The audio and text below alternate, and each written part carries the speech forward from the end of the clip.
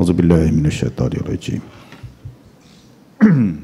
بسم الله الرحمن الرحيم. السلام عليكم ورحمة الله وبركاته. إن الحمد لله نحمده ونستعينه ونستغفره ونعوذ بالله من شرور أنفسنا ومن سيئات أعمالنا. من يهده الله فلا مضل له ومن يضلل فلا هادي له وأشهد أن لا إله إلا الله وحده لا شريك له وأشهد أن محمدا عبد الله ورسوله أما بعد.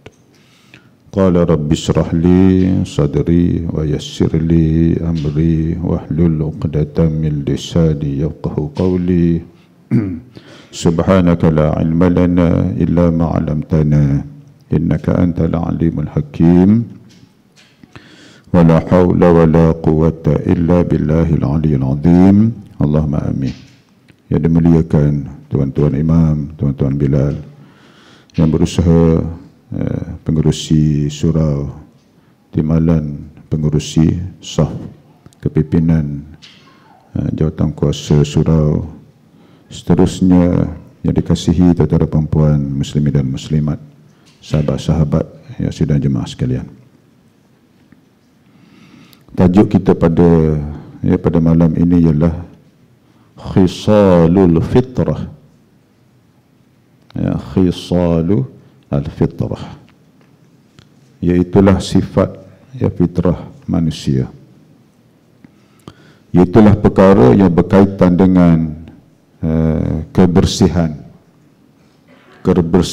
diri, penampilan diri yang berdasarkan kepada petunjuk Nabi sallallahu alaihi wasallam. Di dalam beberapa hadis Nabi sallallahu alaihi wasallam, di antaranya yang diriwayatkan oleh al-Imam Muslim khususnya, kemudian ada riwayatnya di dalam ataupun oleh al-Imam Al-Bukhari rahimahullah. Fitrah ini ada 10 fitrah. Ashrun minal fitrah, ada 10.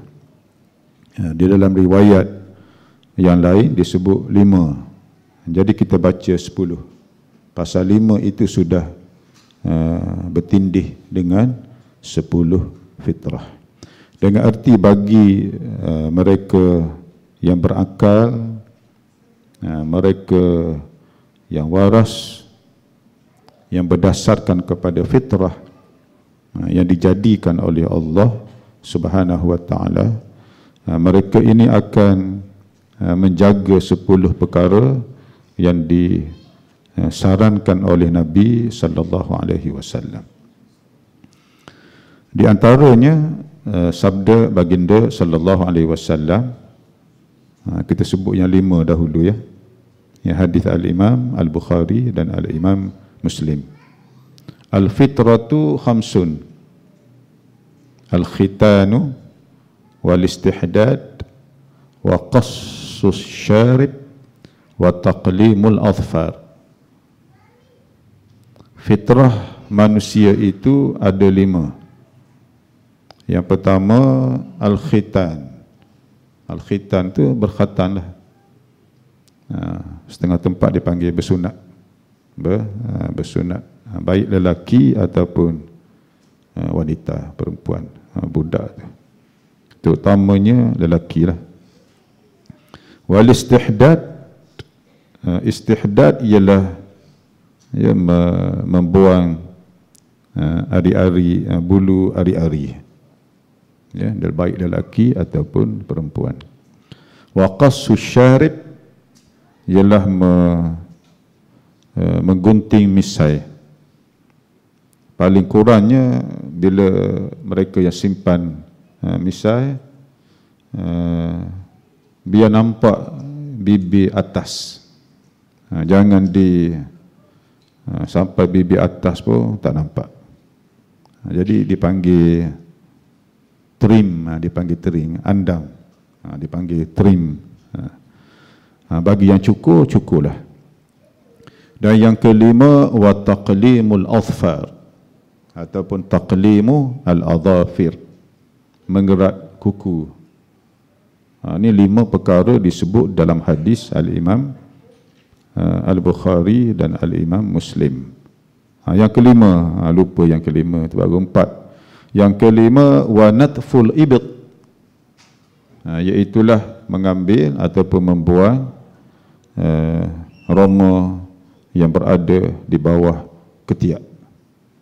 Jadi benda-benda itu kita nak sebut pun segan, tapi itulah fitrah manusia yang Nabi suruh kita memberi cakna. Pasal apa? Menentukan kebersihan manusia. Kalau benda yang disebut tadi tak jaga, maknanya jauhlah daripada kebersihan penampilan dia. Jadi benda tu kena jaga. Tu baru 5. Di dalam riwayat Al-Imam Muslim, ashrun minal fitrah, ada 10 fitrah manusia. Yang pertama, qassus syarib, bertindih tadi tu, trim misai, jaga. Kalau cukur, cukurlah. Wa i'fa'ul lihyah, menyimpan janggut, juga fitrah bagi lelaki lah, perempuan tak ada lah. Wassiwak, bersiwak, kalau bahasa kitanya memberus gigi. Semua benda 10 ataupun 5 tadi adalah berkaitan dengan kebersihan penampilan diri. Kemudian kita akan sentuh apakah unsur-unsur yang kita tak nampak di sebalik itu. Kalau benda kita nampak itu kebersihan, kotor, yang itu kita faham dah. Kita boleh baca di mana-mana berkenaan dengan kebersihan apa. Kalau tak jaga menyebabkan buruk, kotor, berbau umpamanya. Di sebalik itu dia ada unsur-unsur yang kita tak nampak, unsur-unsur spiritual, mistik begitu. Wassiwak, mana berus gigi. Asal siwak ini kayu itulah, zaman dulu miswak dipanggil. Lalu perbuatan dia membersihkan gigi mulut itu dipanggil bersiwak. Seterusnya, wastinsyaqul ma, memasukkan air ke dalam hidung. Mana masuk air dalam hidung, kemudian dihembus keluar. Wa qassul adfar, di dalam riwayat yang sebelum ini, wa taqlimul adfar, makna sama juga, potong kuku. Wa ghaslul barajim, membasuh. Barajim ini ialah lipatan tubuh. Bagi yang dah tubuh besar mungkin, perut dia tu mungkin ada lipatan, ataupun di bawah leher dia mungkin ada lipatan. Kalau benda tu tak pernah dibersih, bila didongak seperti ada bendera begitu. Maknanya daki itu berkumpul di situ. Sama juga kalau orang tu perut dah labuh, mungkin berlipat. Di bawah lipat itu tempat berkumpulnya daki-daki. Jadi itu dia panggil barajim.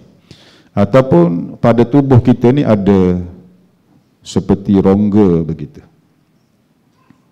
Rongga dalam tubuh. Banyaklah rongga dalam tubuh.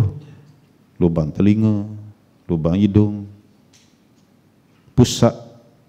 Itu juga di antara benda yang perlu dibersihkan, termasuk di dalam kategori ghaslul barajim.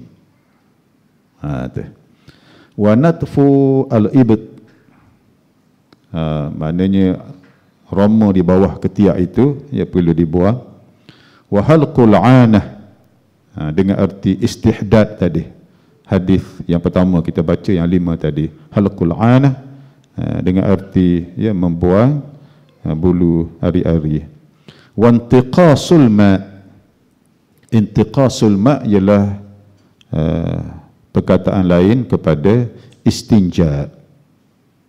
Istinja maknanya lepas buang air besar, buang air kecil, diwajibkan ya membersihkan saluran itu. Dia lepas buang air besar ataupun kecil, tu ambil wuduk solat pun tak sah. Pasal di antara syarat sah solat ialah suci bersih dari najis. Dan ditambah oleh Mus'ab, dia kata yang ke-10 itu aku lupa, dia kata Mus'ab radhiyallahu taala anhu ardah. Yang ke-10 itu aku lupa. Yang ke-10 itu agak-agaknya al-madmadah, berkumur-kumur. Berkumur-kumur. Jadi kita tengok di dalam 5-10 perkara tadi, semuanya adalah menjurus ke arah kebersihan penampilan yang dianjurkan oleh Nabi sallallahu alaihi wasallam. Maknanya mereka yang benar-benar faham sunnah Nabi sallallahu alaihi wasallam, dia kena jaga benda-benda begini. Bukan maknanya bila kuat ibadat, zuhud, wara', lalu penampilannya tidak terurus, tak. Sebaliknya, makin kuat dia beribadat, makin wara' dia, makin zuhud dia, benda ini makin dia jaga. Pasal apa? Inilah yang disarankan oleh Nabi ya, sallallahu alaihi wasallam. Kemudian bila kita tengok di dalam ya beberapa hadis Nabi yang lain, seperti kita tengok sebagai contoh, berhubung dengan al-barajim, lipatan tubuh manusia ataupun rongga-rongga yang ada pada tubuh manusia. Di antara tempat-tempat ini adalah menjadi sarang kepada syaitan. Benda itu tak nampak, benda spiritual tak nampak begitu. Yang kita nampaknya daki, bau, tapi yang kita tak nampak rupa-rupanya tempat itu menjadi sarang kepada syaitan. Dan sifat syaitan ini memang dia suka benda-benda yang kotor begitu. Bagi yang tak jaga kebersihan mulut umpamanya, tidak diberus gigi, tidak berkomor, tempat itu akan menjadi tempat syaitan bertenggek. Syaitan bertenggek dalam mulut, cuma tak nampak saja. Bila dah syaitan duduk dalam mulut, yang keluar daripada mulut dia kata-kata yang tidak bagus. Jadi malas untuk berzikir kepada Allah Subhanahu wa taala. Yang rajinnya buat benda-benda yang Allah larang, mengumpat, hina siapa. Pasal apa? Syaitan dalam mulut dia. Sebab itulah di antara sunnah Nabi sallallahu alaihi wasallam, kita menguap itu, bila menguap biasa mulut terbukalah. Apa sunnah Nabi sallallahu alaihi wasallam? Ialah kita menutup mulut dengan tangan. Tangan maknanya tapak tangan lah. Mana tapak tangan. Pasal apa? Bila tidak ditutup mulut, syaitan dia masuk dalam mulut. Syaitan boleh masuk dalam mulut, cuma kita nampak lah. Macam mana kalau kita nampak syaitan nak masuk dalam mulut kita, tak tahan kita dah. Hikmat tak nampak. Inilah yang kita faham ya, daripada hadis yang diriwayatkan oleh Al-Imam Muslim rahimahullah bersumberkan Abu Sa'id Al-Khudri radhiyallahu ta'ala anhu arda, Rasulullah sallallahu alaihi wasallam bersabda, "Idza tatha'aba ahadukum falyumsik biyadi ala fihi." Apabila salah seorang di kalangan kamu menguap, hendaklah dia menutupnya dengan tangannya. Fa inna syaitan yadkhulu, kerana sesungguhnya syaitan nak masuk dalam mulut dia. Tengok. Jadi bila mulut dah kotor, menguap pula buruk nampak, terbuka mulut seperti apa tu? Seperti badak lah. Siapa kena badak air tu? Kan dia menguap, mana dia pandai nak tutup mulut? Jadi syaitan pun berlomba nak masuk dalam mulut orang tu. Kemudian satu keadaan yang lain, kita dilarang oleh Nabi sallallahu alaihi wasallam apabila menguap, kita dilarang sehingga menguap sehingga berbunyi suara. Itu buruk juga perangai. Kemudian syaitan bila seseorang itu menguap, taklah tak tutup mulut, kemudian berbunyi pula, syaitan dia pun gelak, dia masuk dalam mulut orang tu sambil dia ketawa, mungkin agak begitu ketawa syaitan, tak tahulah saya. Sambil masuk dalam mulut sambil ketawa. Tengok ya, yang diberi amaran oleh Nabi sallallahu alaihi wasallam ya, berdasarkan riwayat Al-Imam Al-Bukhari. Wa amma at-tatha'ubu fa innama huwa minasyaitan.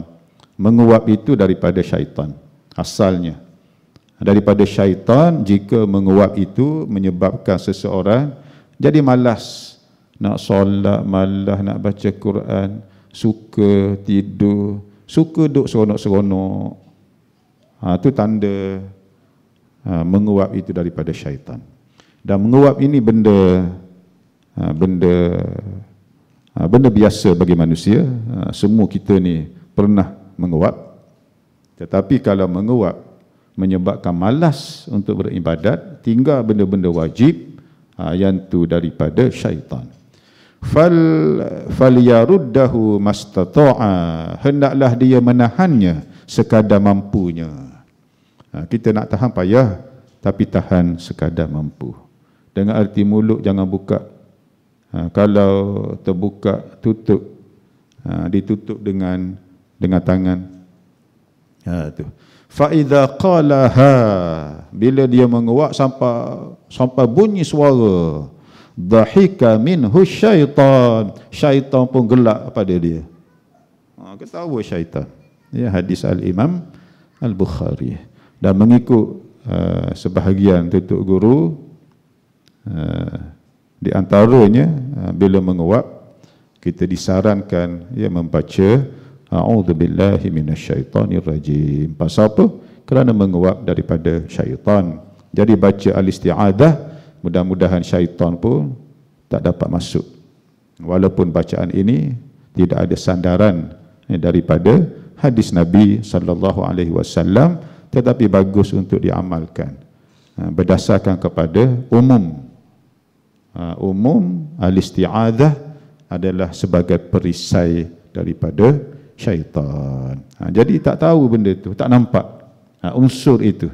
Jadi bila syaitan dah duk masuk dalam mulut dia, macam mana dia nak rajin berzikir, baca Quran dan sebagainya. Kemudian kuku tadi, di antara fitrahnya ialah mengerak kuku. Rupa-rupanya kuku yang panjang ini juga syaitan duduk celah-celah dia. Macam mana tak jaga penampilan, dalam mulut ada syaitan, di ujung jari dia ada syaitan.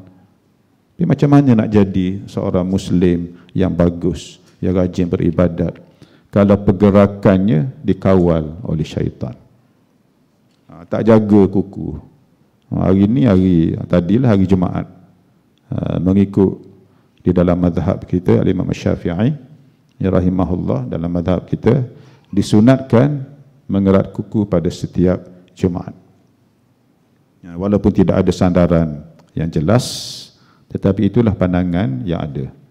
Disebut juga oleh Al-Imam Al-Ghazali rahimahullah di dalam Al-Ihya, hari Jumaat. Bahkan di dalam setengah kitab-kitab fiqh, dia ada cara pula untuk mengerat kuku. Mula sebelah mana dulu, jari mana, walaupun tidak ada sandaran yang jelas. Boleh kita ikut. Jadi yang sunnahnya ialah memotong kuku. Ada satu peristiwa sebagaimana yang diriwayatkan oleh Al-Imam Al-Baihaqi dan Al-Imam At-Tabrani. Abu Ayyub Al-Ansari, beliau menceritakan, pada masa itu aku duduk bersama Nabi sallallahu alaihi wasallam, kemudian datang seorang lelaki pergi jumpa Nabi sallallahu alaihi wasallam. Dia pun tanya, fasa'alahu an khabaris sama. Dia tanya Nabi, ya Rasulullah, hari ini ada cerita apa-apa ke berkenaan dengan wahyu, cerita bab langit sana. Wahyu lah, cerita bab langit. Nabi pun fanadhara ilaihi Nabi sallallahu, Nabi pun tengok pada dia sallallahu alaihi wasallam. Nabi tengok kepada orang yang tanya tadi. Nabi pun tengok penampilan dia, Nabi tengok kuku dia, panjang kuku dia. Fara'a adfarahu tiwalan. Nabi tengok kuku dia panjang, mungkin dalam tu ada hitam-hitam begitu. Nabi pun kata, yas'alu ahadukum an khabaris sama' wa adfaruhu ka adfarit tayr yajma'u fiha al-janabah wat-tafath. Ada kepatut, Nabi kata, ada seseorang mari jumpa aku, tanya aku berkenaan dengan cerita langit. Cerita langit, sedangkan dia ni kuku panjang seperti kuku burung. Maknanya tidak berkenannya Nabi sallallahu alaihi wasallam dengan penampilan orang tadi. Maknanya nak cerita bab wahyu, bab ilahi, ibadat, tetapi penampilan tak jaga.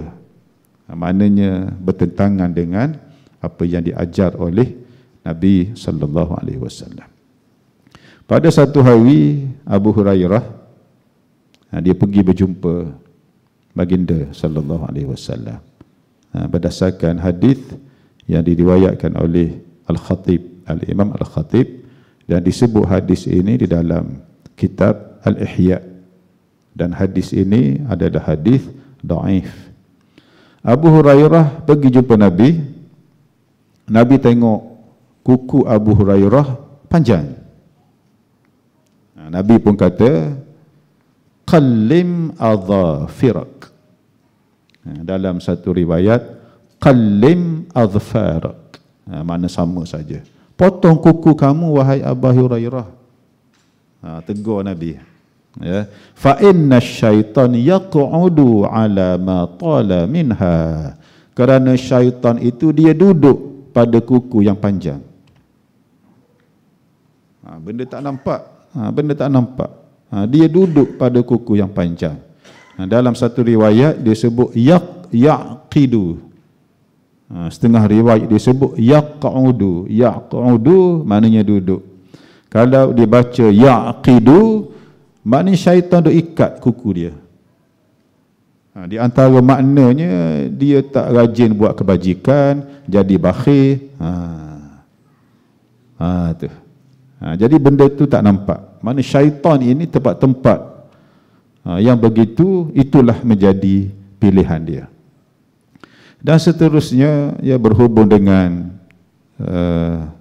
memasukkan air ke dalam hidung dan menghembuskannya. Itu rongga. Umumnya rongga tubuh manusia bila tidak dijaga kebersihan, syaitan pun duduk kat situ. Contoh kita sebut hidung, dalam lubang hidung umpamanya. Sebuah hadis riwayat Al-Imam Imam Muslim rahimahullah dan ada maknanya di dalam riwayat Al-Imam Al-Bukhari. Ya, dua-duanya bersumberkan Abu Hurairah radhiyallahu taala anhu wa ardah.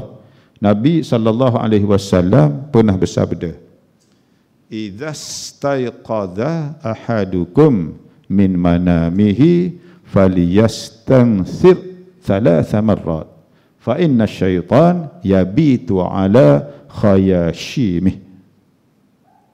Apabila seseorang di kalangan kamu bangkit dari tidurnya, hendaklah dia memasukkan air ke dalam hidungnya dan menghembusnya keluar 3 kali.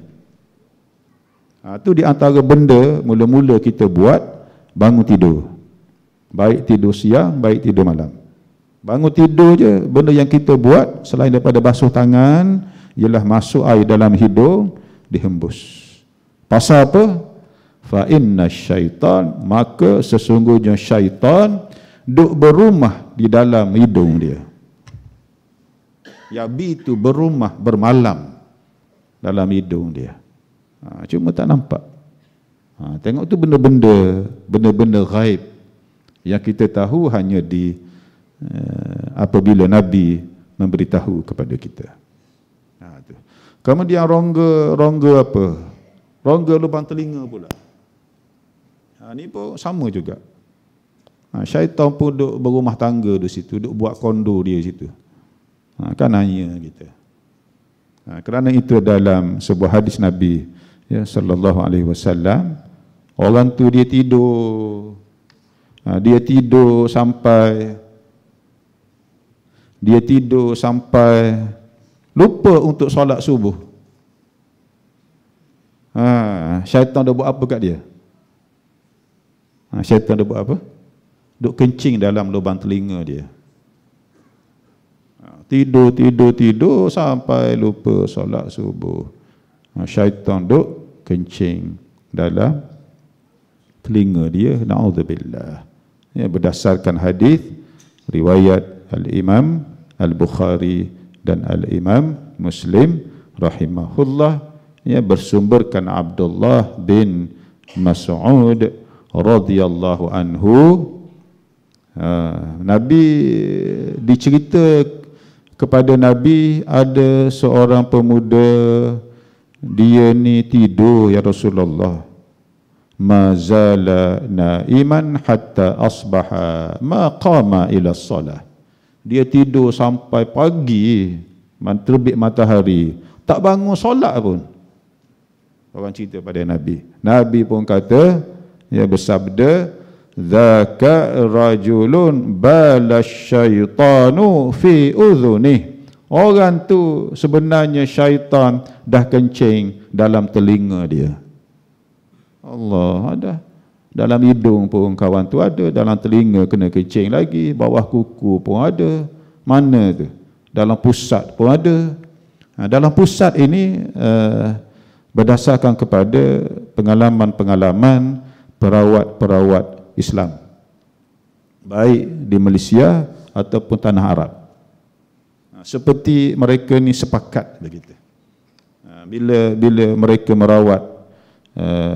merawat pesakit, ya, penyakit seperti begitu, di antara tempat kegemaran syaitan duk sembunyi ialah di dalam pusat.